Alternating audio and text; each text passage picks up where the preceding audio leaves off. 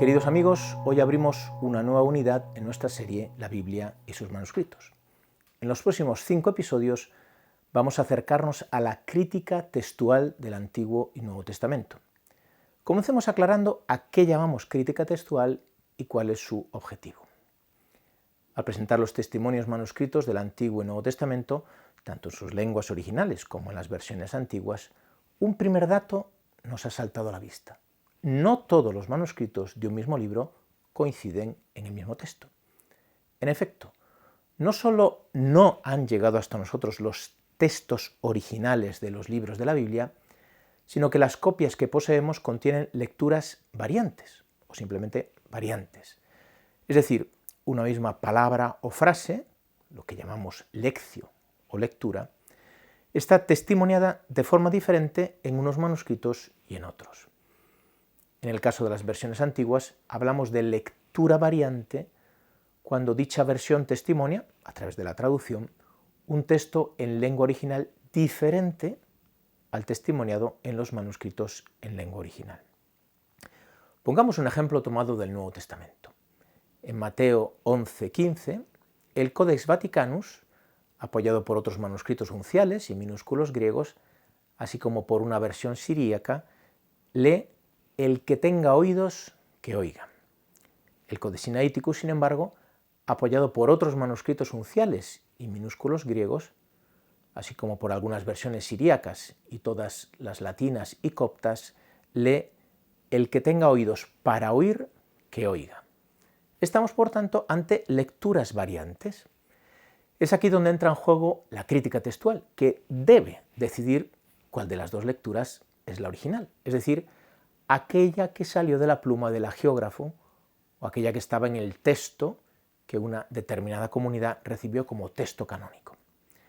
Forma parte de la misma tarea de la crítica textual determinar por qué razones la lectura variante secundaria o no original entró en la tradición textual en algún momento del proceso de transmisión.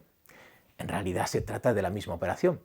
Descubriendo las razones por las que una determinada variante se introduce en la transmisión textual, se descarta su originalidad y se facilita la identificación de la lectura genuina. En el ejemplo anterior, las ediciones críticas del Nuevo Testamento prefieren la lectura corta, el que tenga oídos, que oiga. Fundamentalmente porque la larga se puede explicar como la intervención de un copista que introduce el infinitivo para armonizar con otros casos, en otros evangelios, en los que encontramos la expresión completa, oídos para oír. Es más difícil pensar, en este caso, que la lectura original fuera la larga y que el copista habría eliminado el infinitivo, dado que no hay razones de peso para dicha omisión. Este mismo ejemplo nos enseña que la tarea de la crítica textual no es en absoluto sencilla y desde luego no es automática o mecánica. En el ejemplo aducido, no podemos afirmar con absoluta certeza que la lectura corta sea la original. Lo mismo sucede en centenares de casos en los diferentes libros del Antiguo y del Nuevo Testamento. En infinidad de casos podemos descartar variantes que han entrado claramente con posterioridad en la transmisión manuscrita, identificando así la lectio original. Pero en muchos otros no podemos sino aproximarnos a la lectura probablemente más original. Y en algunos casos solo realizaremos hipótesis más o menos plausibles sin poder determinar con certeza la lectura primigenia. Ahora bien, la crítica textual necesita tener una meta ideal a la que tender: el texto que una determinada comunidad ha recibido y ha empezado a transmitir como texto canónico o normativo. La identificación de esa meta es una decisión previa a las labores del crítico textual. Así, en el caso del libro de Jeremías, tendremos que decidir si queremos reconstruir la edición larga, testimoniada en el texto masorético y en algunos manuscritos de Qumrán, o la edición corta, testimoniada por otros manuscritos de Qumrán y por la versión griega de los 70. De la relación entre ambas ediciones no se encarga la crítica textual, sino la crítica literaria, que estudia cómo el texto se ha ido formando y creciendo con el tiempo. Y de la decisión de qué texto considerar canónico se encarga una determinada comunidad creyente. La crítica textual solo reconstruye el texto que se ha ido modificando accidental o deliberadamente en el proceso de transmisión textual, una vez que, considerado ya normativo, ha empezado a copiarse. A la vista de todo lo dicho, ¿cuál es el objetivo de la crítica textual? Os propongo esta definición. La crítica textual intenta llegar al texto más cercano al original, que puede ser reconstruido a partir de los testimonios manuscritos, siendo la forma original la forma final con la que un libro ha sido entregado a la comunidad creyente que ha empezado a transmitirlo como canónico. La práctica de la crítica textual ha acumulado con el tiempo una serie de criterios para la elección de lecturas variantes. Se trata, por otro lado, de criterios que se aplican a la tradición manuscrita de cualquier obra literaria de la antigüedad, teniendo en cuenta, evidentemente, las características propias del texto bíblico. Esta criteriología distingue dos campos. La crítica externa evalúa el apoyo manuscrito de cada lectura variante, y la crítica interna, que evalúa las posibilidades lógicas de cada variante sin tener en cuenta su apoyo textual externo. El arte de la crítica textual nacerá de la justa combinación de ambas críticas, externa e interna, para discernir entre lecturas variantes. Solo en muy contadas y justificadas ocasiones podremos corregir el texto proponiendo una lectura, como conjetura, que no tenga ningún apoyo en la tradición manuscrita. Comencemos con la crítica textual externa. Esta crítica textual externa se ocupa de estudiar el apoyo que una determinada lectura variante tiene en la tradición manuscrita, de modo que, en razón de ese apoyo, se pueda ayudar a discernir su carácter original o secundario. Presentemos los criterios de evaluación que intervienen en la crítica externa. Estos criterios no son absolutos, es decir, no deben considerarse de modo aislado, sino que contribuyen de forma interrelacionada a discernir la posible lectura original. En primer lugar, la fecha y el carácter de los manuscritos. Tenderemos a valorar más y a preferir el testimonio de los manuscritos más antiguos, aquellos más cercanos en el tiempo al texto original, y que menos sometidos han estado a los errores propios de siglos de transmisión. En este sentido, las lecturas apoyadas por los manuscritos más antiguos de Qumrán, por lo que el Antiguo Testamento se refiere, o por los papiros del siglo II, III después de Cristo, en el caso del Nuevo Testamento, gozarán de prioridad. Este criterio, sin embargo, no se debe absolutizar. Debemos tener en cuenta el carácter de la tradición a la que cada manuscrito pertenece. Así, los manuscritos hebreos de Qumrán, que se pueden datar en el siglo I o II a.C., pueden ser secundarios respecto a una lectura en la que coincide la tradición masorética y la versión griega de la Septuaginta, que ha podido preservar un texto más original. Del mismo modo, el testimonio de los primeros papiros griegos del Nuevo Testamento no está exento de errores y debe confrontarse con el testimonio de las familias textuales más importantes. Segundo, la distribución geográfica de los manuscritos. Una lección o lectura apoyada por testigos de procedencias geográficas muy diferentes e independientes entre sí, tendrá más visos de ser original que una lección que solo cuenta con el apoyo de manuscritos de una misma zona geográfica, susceptibles de depender de una única y misma fuente. Tercero, la relación genealógica de los manuscritos. Llegamos así a la regla más importante de la crítica textual externa. Los manuscritos deben ser pesados, no contados.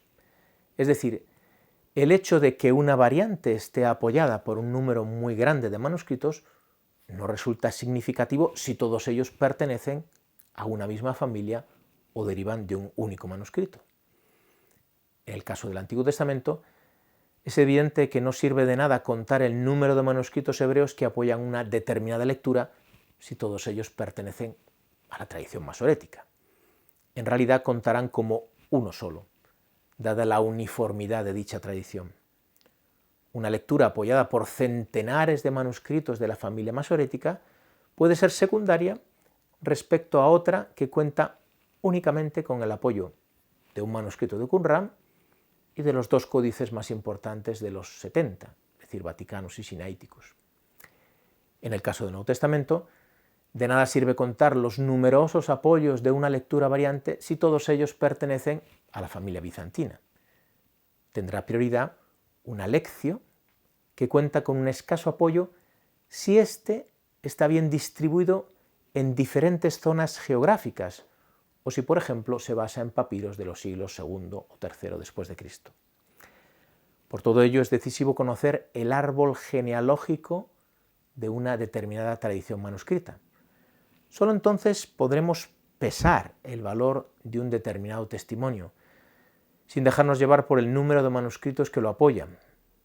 Se puede así entender el salto hacia adelante que supuso para la crítica textual del Nuevo Testamento griego la primera identificación de familias textuales por parte de Griesbach a finales del siglo XVIII y su posterior desarrollo por parte de Westcott y Hort un siglo después. Pasemos a la crítica textual interna. Trabaja sin tener en cuenta los apoyos textuales externos de cada lectura variante. Juzga a partir de las posibilidades lógicas de cada lectio o lectura, buscando aquella hipotéticamente más original, de la que parecen derivarse las demás.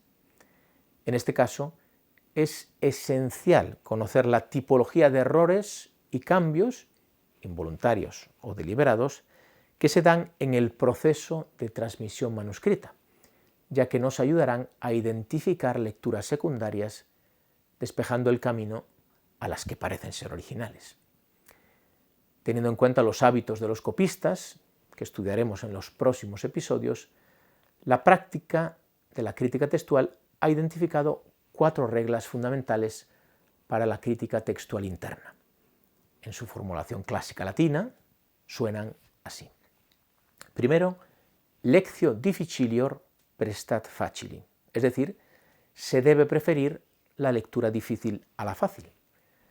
Si tenemos delante 2 lecturas variantes, una de ellas difícil, en el sentido de que conlleva dificultades desde el punto de vista gramatical, sintáctico, de sentido o doctrinalmente, y otra fácil, en el sentido de que no presenta ese tipo de dificultades, debemos preferir la primera. En realidad, si no tuviéramos la mentalidad del crítico textual, que busca restituir la lectio original, tenderíamos a privilegiar la lectura fácil, es decir, aquella que tiene sentido. Pero esta es precisamente la mentalidad del copista, que tiende a resolver las dificultades que encuentra en el texto del que parte. Por ello, es lógico pensar que la lectura fácil nace de la difícil. Un copista modifica la lectura original para resolver la dificultad que conlleva. Lo contrario es difícil de concebir, que la lectura difícil nazca de la fácil, a no ser que provenga de un error del copista, en cuyo caso habría que mostrar razonadamente sus causas. Segunda regla, lectio brevior prestat longiori. Se debe preferir la lectura breve a la larga. Un copista tiende a ampliar por diferentes razones el texto que tiene delante, nunca a abreviarlo. No es extraño que el copista introduzca glosas, correcciones, incorpore lecturas alternativas, etc. Por el contrario, es muy extraño que un copista elimine lecturas del texto de partida. Solo en un caso, la lectura larga se puede preferir, si estamos en presencia de una omisión, porque el copista ha saltado con la vista de un pasaje a otro. Pero es un caso que se debe demostrar, tal vez mostrando cómo el escriba ha pasado con la vista de una palabra a otra igual 2 líneas más abajo en el manuscrito de partida.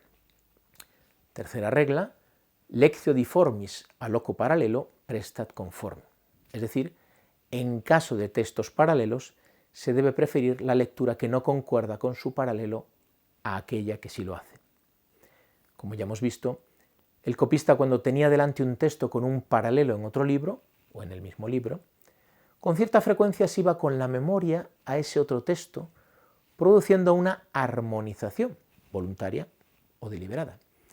Por ello, en estos casos se debe preferir la lectura variante que diverge respecto al texto paralelo a aquella que concuerda. Debemos recordar que textos paralelos no quiere decir textos idénticos. Un caso claro son los 3 evangelios sinópticos, con gran número de relatos paralelos que no son idénticos. Uno de los errores más habituales en los copistas de los textos de los evangelios es el de unificar los relatos. Se empieza a copiar el relato de la institución de la Eucaristía de Lucas, por ejemplo, y se acaba copiando el que el amanuense tiene en la memoria, el de Marcos, por ejemplo. Cuarta y última regla, illa es genuina lectio que ceterarum originem explicat. La lectura original es aquella que explica el origen de las demás.